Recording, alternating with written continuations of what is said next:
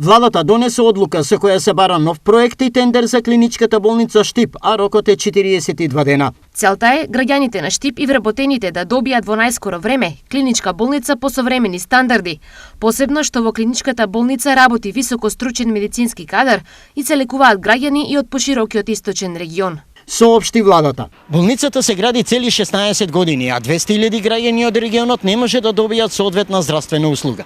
Поради бројни судски спорови, изградбата на болницата застана, а во меѓувреме пропаднаа и многу пари и веќе завршени проекти. Последната процената сума за изградба или реконструкција на клиничката болница во Штип беше 42 милиони евра. Од 2006 година наваму секоја власт ветуваше нејзина изградба, а последен рок беше таа да се изгради до средината на 2020 година. И овој рок беше пробиен, а за време на пандемијата беа запрени сите активности.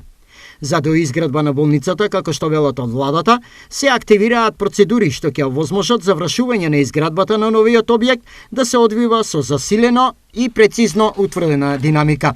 Задолжени се Министерството за здравство, проектната единица и надзорот да подготват проект на изведена состојба, односно пресек на досега изведените работи во рок од 42 дена.